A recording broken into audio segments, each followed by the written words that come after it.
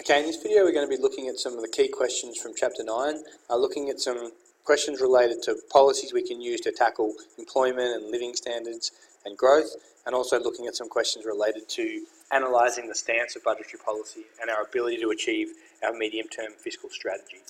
So the first question is, using the chart above, describe why the movement in the estimated/projected budget outcome is consistent with the government's medium-term fiscal strategy. So it's a 3-mark question, and the way I see you're getting your 3 marks is 1 for defining the medium-term fiscal strategy, 2 for explaining what's happening with the estimated and projected figures, so only using the figures in these periods here. The actual figures are not relevant because they're not estimated or projected. So 1 mark for incorporating those figures into your answers, and if you get asked for a trend, always start with the first one and end with the last one. Don't just choose some random subsection of these. And then 1 mark for explaining why that trend is consistent with the term's medium-term fiscal strategy. So I'll flick between the 2 slides, but starting off by describing the medium-term fiscal strategy is to achieve budget surpluses on average over the course of the business cycle. This basically requires the government to reduce its deficit as the economy recovers and eventually return the budget to surplus. So we're trying to get budget surpluses on average over the business cycle, and that involves getting out of deficits and moving the budget back to surplus. Again, that's your first mark for defining the medium-term fiscal strategy. Mark 2, explain what's happening in the actual graph. So the budget deficit is estimated to fall from 39.9 billion to 5.9 billion. This middle figure is not overly important, but if you include the start point, including the year, and the end point for your second mark, including the years and including the dollar figure, you will be fine. And then in your last paragraph is explaining why this is consistent or non-consistent with the medium-term fiscal strategy. So this steady fall in the budget deficit is indeed consistent with the government's medium-term fiscal strategy and if the trend continues, we're likely to see a return to surplus. So the idea being that because it's showing an ongoing commitment to getting the budget out of deficit and into surplus, it is consistent with our medium-term fiscal strategy. If the deficits were increasing, then it would not be consistent with that strategy. Second question, describe the movement in the estimated forecast underlying budget deficit. So again, everything to the right of this line is relevant, all the actual figures are not relevant, and to outline the implications for the stance of budgetary policy. Any question on the stance, is it expansionary or contractionary? And really what you're doing is explaining how is this budget, these projected outlines, likely to impact aggregate demand. So mark 1, explain what's happening with the projections. From 16-17 to 2021, the budget outcome is expected to improve from an estimated underlying cash deficit of 37.6 billion to 7.4 billion. The deficit is decreasing, this is an improvement. This reduction in the estimated or forecast budget deficit represents a contractionary budgetary policy stance. 1 mark for using the figures, 1 mark for explaining this implies that it's contractionary because the deficits are getting smaller. And then your third mark, which is probably the trickiest part of the question, is explaining why it's contractionary. You don't want to say that you don't want to say that revenue exceeded expenditure in the last few years, except for the last year because we were still running deficits.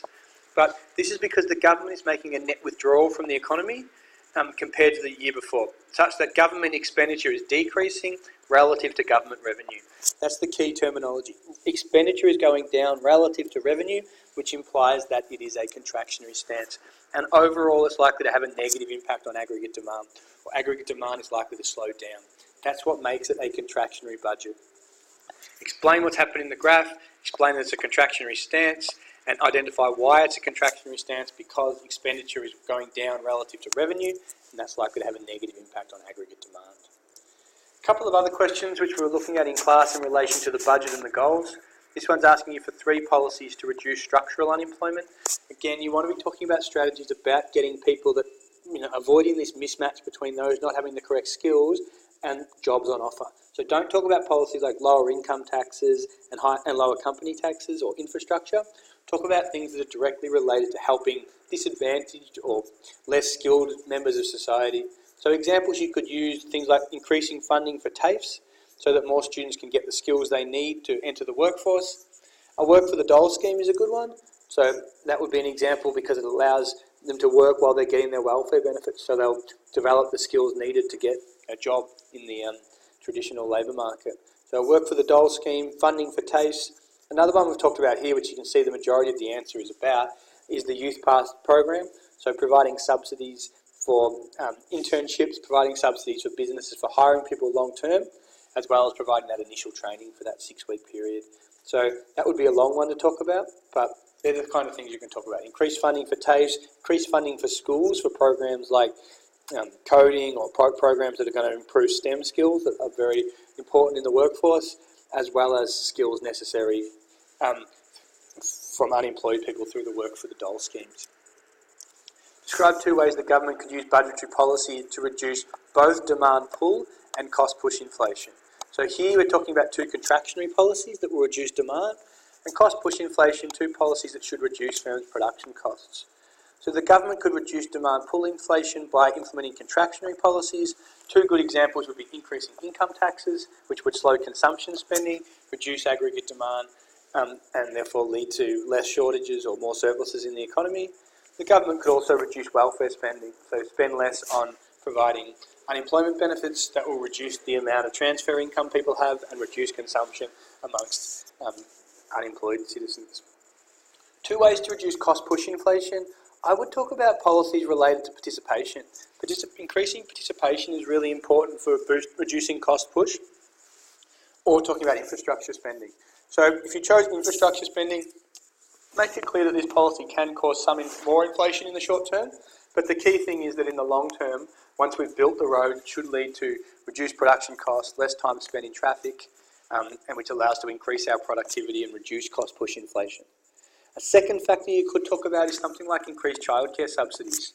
So policies to boost participation, the main ones are childcare subsidies, increasing the pension age. The whole idea of this is to encourage more competition in the workforce.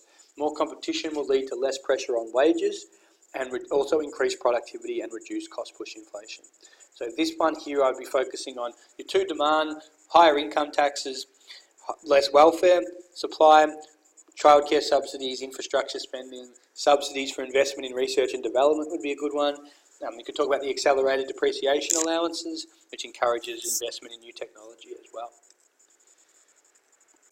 This one's asking you for 3 policies that can be just generally promoting living standards. 3 ones they've talked about here are spending on health, research and development into health, so to help find cures for diseases or issues within society. So that might be increased spending on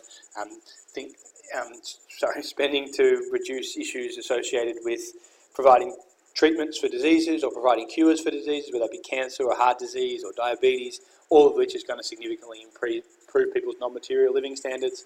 The carbon tax, another example, to try and reduce pollution, reduce negative externalities. Excise taxes on tobacco is another good example to reduce passive smoking. Research and development into anything that's going to improve the quality of life of citizens. And last question, explain how the existence of a tax on Alcopops can improve living standards. Tax on Alcopops that are designed to increase production costs for producers.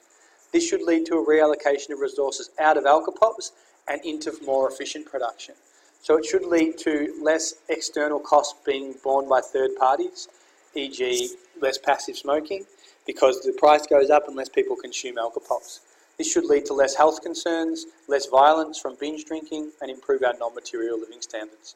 The government may also collect more tax from implementing the Alcopops, which should help to reduce and should also help to reduce their expenditure on health because there's less issues associated with people getting sick, and that'll provide more government funds for other areas as well. So you're really talking about the price of Alcopops going up, less consumption, less third-party costs, more tax for the government, and less government expenditure for fixing things associated with the problems from drinking Alcopops. Thank you.